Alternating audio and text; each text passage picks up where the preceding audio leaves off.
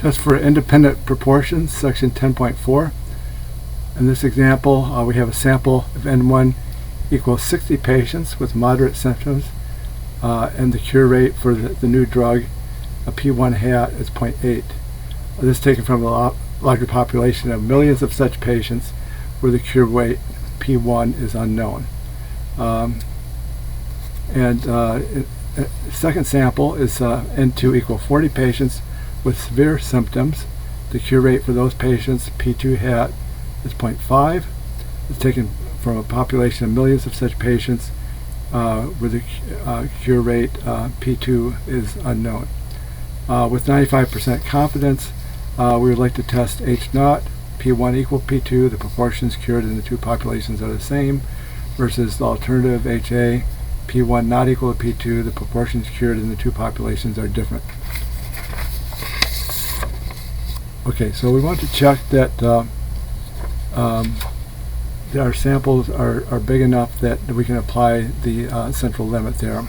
N1 times P1 hat, 60 times 0.8 is 48 is bigger than 5. N1 times Q1 hat, 60 times 0.2, 12 is bigger than 5. N2 times P2 hat is 40 times 0.5 is 20, it's bigger than 5.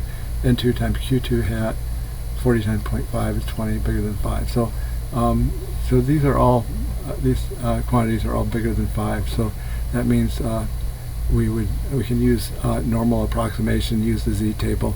Otherwise, we would have to use binomial probabilities. Okay, using the z-table in reverse, the lower critical value. Well, our confidence level is 95%, and half of that is 0.475. So we want to look for 0.4750 in the body of the z-table, and it's in row 1.9, column 6. So our lower critical value will be negative 1.96. Upper critical value is positive 1.96. And we want to combine the two sample proportions. It will be a weighted average, weighted by the sample size. So N1 times P1 hat plus N2 times P2 hat all over N1 plus N2. So it's 60 times 0.8 plus 40 times 0.5 over 40 plus 60. That comes out to be 0.68. So that's a weighted average of the two sample proportions. And then we want to compute the test statistic with this formula, P1 hat minus P2 hat all over square root of P hat times 1 minus P hat times 1 over N1 plus 1 over N2. And filling in the numbers, we have 0.8 minus 0.5 over 0.68 times 0.32 times the quantity 1 over 60 plus 1 over 40.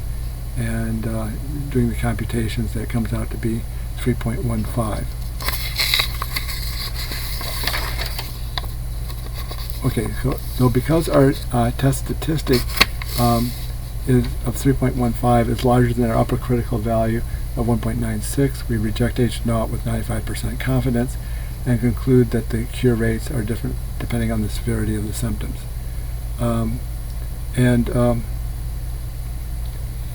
We can get a p-value by looking up this z-score in the table.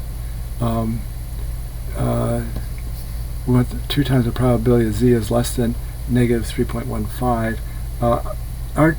Our table doesn't have negative z-scores, but we can get that by doing 0.5 minus, look in row 3.1, column 5, and do 0.5 minus the value that we find there. That's 0.0008. 2 times that is 0.0016. So if we compare that p-value to this chart here, it's a little bit more than 0.001, so it's between 0.001 and 0.01. It indicates strong evidence that the cure rate depends on the severity of the symptoms. And that concludes this presentation.